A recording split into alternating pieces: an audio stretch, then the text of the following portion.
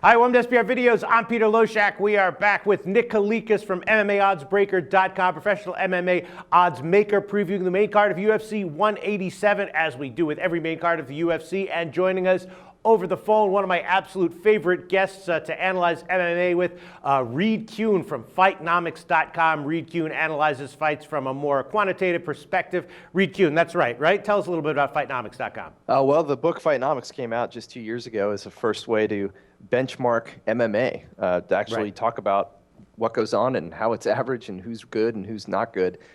So here we are trying to take stats and gain some new insight from watching two guys in a cage. That's why I love having you on as a guest, and maybe this is the perfect fight to get your opinion on. Anthony Johnson and Daniel Cormier, right? It's going to be an awesome fight. We know what the strengths are. Johnson, great striker, wants to keep it on the feet. Cormier, awesome on the mat.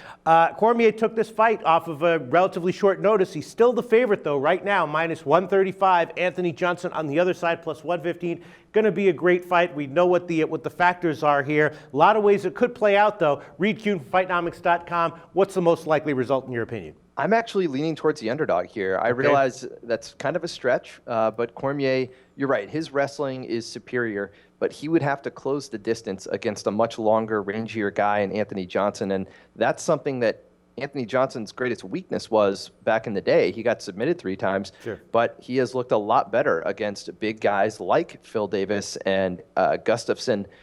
It looks like he's finally learned to play long and leverage his own strengths, and he is going to be the more powerful striker. So if they go toe-to-toe, Johnson has the advantage here. He just has to stay off his back. I think he has a decent chance to do that. That's kind of how I would feel as well. Why then, when you give an analysis like that, you have to answer the question, why is Cormier the favorite? Well, he's been fighting against more proven talent. He's been at the heavyweight division. He has always fought bigger, longer guys, and he usually does quite well and throws them around.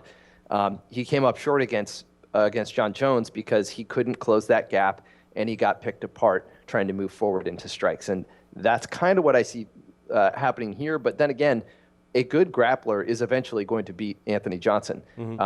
But submissions aren't really Cormier's game. It's more wrestling, not submissions. And that's where Johnson was exposed with the submissions.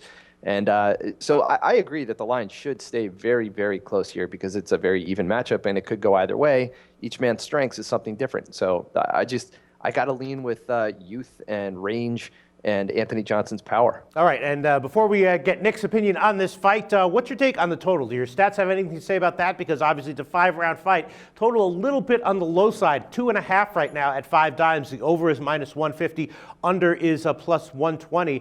When you analyze this fight from a more quantitative perspective, do you see this one going longer than 2.5 rounds or an early finish? I think that's entirely dependent on which way this fight goes. If it goes to the mat early, it's probably going to turn into a grinder that favors Cormier. If it stays on the feet and there's potential for a knockout, that's going to be Anthony Johnson. So the total is basically in line with one of these guys winning. It's almost identical to the line itself for the side. So I expect it also to stay close because taking a big shot on the total, if the line diverges too much, there's too much action one way or the other, you might as well just make a play on the side instead. All right, Nick Kalikas, let's talk to you about the action.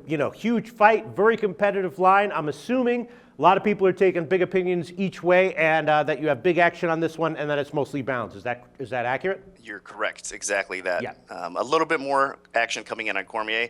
We're moving the line a little bit smaller because it's a little bit tighter because it's we're going to continue to get steady action coming. A lot of max bets, a lot of sharp action will be on both sides as well. Okay, and where did you open this line? I mean, Reed Kuhn gave the opinion that maybe Johnson, as a small underdog, would be the side of value. I would tend to agree with that. Not sure if the edge is big enough to want to bet it, but where did you open this one? Minus 140 plus 110 was the original opener. Okay. So it's staying basically ballpark line. Margins tightened up a little bit, and again, I mean, the action has been balanced with a little bit more coming in on Cormier. So if you had to bet this one, why did you open Cormier as a favorite? Did you expect to get action one way or the other? Well, one of the most simple answers is really, if you look at it, I mean, in his fight with John Jones, Cormier was a little bit of a smaller underdog than Johnson just was. So, I mean, the public out there respected Cormier a little bit more. So, I mean, that just makes it a little bit simpler. I knew it was going to be a close line. It's a competitive fight.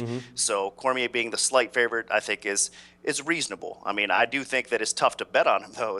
Laying juice against Anthony Johnson might not be the smartest idea right now at this point. Well, I would agree with you, Reed Kuhn, that Anthony Johnson might be the better way to go at plus 115. And is there a prop that might give even better value on Johnson if you want to take a shot with him to win? Well, banking on the knockout is tough. I mean, we've never really seen Cormier hurt like that, although I do think that this is a different type of fight than he's had in the past. So, maybe if there's enough value on a Johnson by TKO, we'd need some big plus money on that.